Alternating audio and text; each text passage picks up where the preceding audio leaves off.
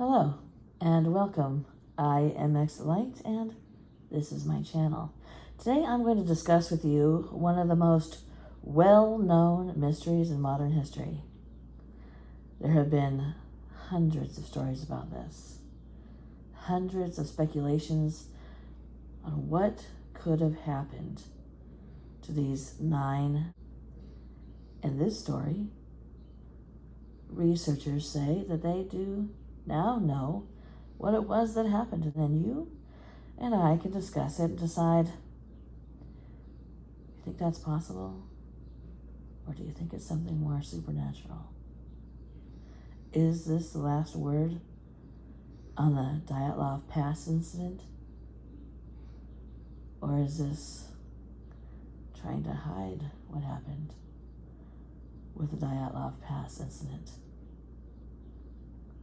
Let's dig into this. Just one day into an expedition on the mountains of northern Russia, Yuri Yudin, who was an avid skier and a student at the Ural Polytechnic Institute, felt a pain in his lower back. His sciatic nerve had flared up, and it forced him to leave his group and turn around. That was Yuri's lucky day. He turned around and went back down, and his 9 other companions ended up passing away. And it has been a mystery ever since. The 9 remaining members of the expedition continued hiking and cross-country skiing toward a mountain called Gora Otorten. Then, on February 1st, 1959, 5 days after Yudin had left them, they all died mysteriously. Almost 4 weeks later, rescuers found the group's large tent, and it had been cut open from the inside, which was the beginning of the mysteries. The bodies were discovered up to a mile away, down the mountain, and some of them were only wearing socks and underwear. Something had caused these hikers to flee out of their tent, shoeless, without clothes, in temperatures of minus 13 degrees Fahrenheit. What could possibly do that? There has been speculations of Bigfoot, UFOs. Let's continue to see what this new conclusion is, shall we? The Dyatlov Pass incident was named after Igor Dyatlov. He was the group's leader, and it became one of Russia's most infamous cold cases. The hikers' immediate cause of death were eventually determined: 6 of hypothermia and 3 of blunt force trauma to their chest and to their head. But the cause of the disaster has remained a mystery. Now, more than 6 decades later, scientific analysis offers an explanation for what happened to the Dyatlov crew. A study published last month suggests that a small but deadly slab of avalanche occurred while the hikers were sleeping. Unlike the snow avalanches typically depicted in movies, a slab avalanche is when a large block of ice slides down a slope. Such a slab crushed part of the hiker's tent, injuring 3 of them, the blunt force injuries, and forced the group to flee by cutting out of their tent. The hikers had set up camp on the slopes of Kholat Sakil, which translates to Dead Mountain in the local Mansi language. They were 12 miles south of their intended destination in the northern Ural Mountains. A photograph recovered from the camera found around the neck of the hikers suggests the group pitched camp and ate dinner together on the evening of February 1st, 1959. Forensic evidence supports that timeline. After the bodies were found, a 3-month government investigation determined that a compelling natural force had caused the hikers' death, but didn't explain what that force was. And in fact, early evidence showed that they didn't think it was possible that it was an avalanche. and their families were left without any answers. Since then, conspiracy theories have run the gamut from Yeti attacks to run-ins with aliens, like I said. While to some, an avalanche seems like it's an obvious explanation, it was considered unlikely for many, many years. There were several issues with that theory, according to Alexander Puzrin.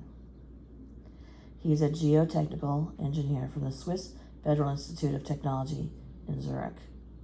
He told someone that, for one, the rescue team didn't find any evidence that an avalanche had occurred. It hadn't snowed that night, which can kickstart an avalanche. More importantly, the angle of the slope which the hikers pitched their tent wasn't steep enough for a snowslide.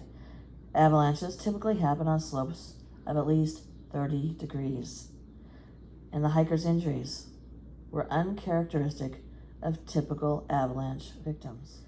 The investigative committee of the Russian Federation reopened the investigation of this incident in 2015 and found that an avalanche had killed the group.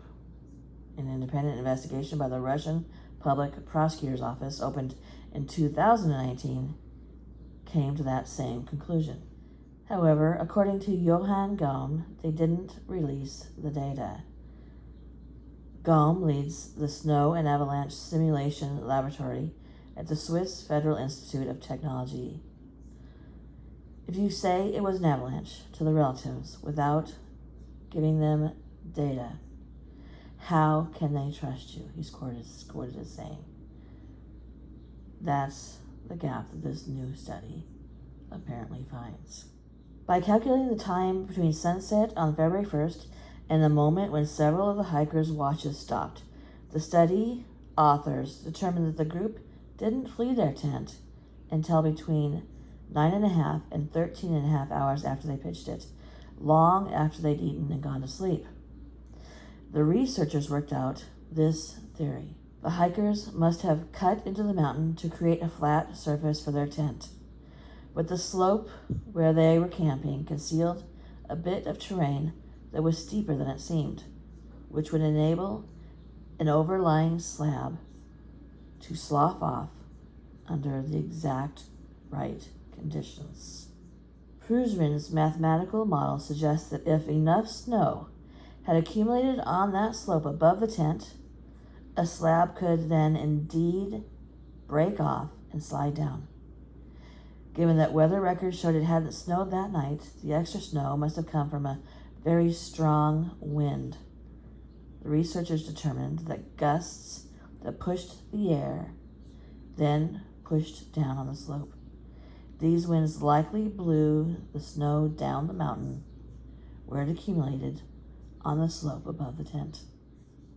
Puzrin says that at a certain point then, a crack would have formed and propagated, causing the snow slab to release. Therefore, a chunk of ice would go sliding down the mountain and down through the roof of the tent. This wouldn't have been the hiker's fault. This was so many coincidences adding up that it was virtually a fluke. If the hikers had chiseled away at a different spot on the mountain, or at a different slope, or the wind had been weaker, an avalanche never would have happened. If they hadn't made a cut at all, there never would have been an avalanche. It would have allowed the hikers to live on to old age. Now, the counter argument to it being an avalanche was the hikers' injuries. Broken ribs, fractured skulls, they aren't what we see as the usual outcome of an avalanche. Usually, people who die in an avalanche die of asphyxiation. However, it's a different story if you're sleeping on the floor of the tent on top of your skis and a 660-pound block of snow and ice lands on you. To model what the injuries from a slab avalanche would look like, Guam and Puzrin borrowed data from the automotive industry. In the 1970s, General Motors took 100 cadavers and hit them with various blocks of different masses at different velocities to model car crashes. Those results showed a lot of different evidence. The results showed what a prone body would look like if it had been lying on a solid surface and then hit with a 16-foot-long heavy slab. Those injuries were similar to the ones on the dead hikers, as it turned out. The injuries would be serious, but not immediately fatal, which explains how all 9 members of the team were able to scramble out of that tent. The Dyatlov Pass mystery has become part of Russian folklore. Just last year, a series called Perivale Dyatlova rekindled public interest. The show went through various conspiracy theories, including supernatural forces and a romantic spat between the hikers that turned violent. The last episode was about a slab avalanche akin to the one described in this new study. It was quoted as saying, "People don't like something as banal or normal as an avalanche to explain something like this with so many conspiracy theories surrounding it." Bruiser added, "We were concerned the reaction in Russia would be, thanks for nothing." However, if you look closely, their analysis still doesn't address every oddity of this incident.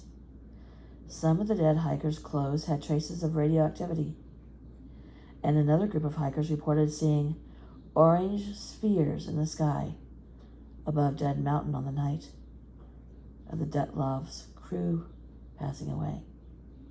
This has fueled a lot of speculation that UFOs were involved. And what's more, 2 of the bodies were missing eyes. One of the body was missing a tongue. According to Guam, however, one could easily imagine that during the 26 days before rescuers found the bodies, wildlife had gnawed on the remains. Well, gnawing on the remains is one thing, but only taking a couple of eyes and 1 tongue, that seems like a whole other thing. And also keep in mind that most of these bodies didn't have clothes on them other than socks and underwear, leaving their entire bodies open for predators to eat at them. Yet the only sign of something like that was a few eyes removed and 1 tongue. It shows that they were panic-stricken. Whatever happened, they were panic-stricken. They had left their tent from cutting it open from the inside, and then they ran down the mountain. Maybe they thought that there would be a second avalanche, so they didn't take their time to grab their clothes. Maybe this will still be a mystery. So let me know below what you think. Does it seem to you that this would be a slab avalanche? Or do you still think that it's something much more mysterious? Thank you for coming to my channel. If you would, please give this video a thumbs up. If you're not subscribed, please do so. And please share this video. Good night.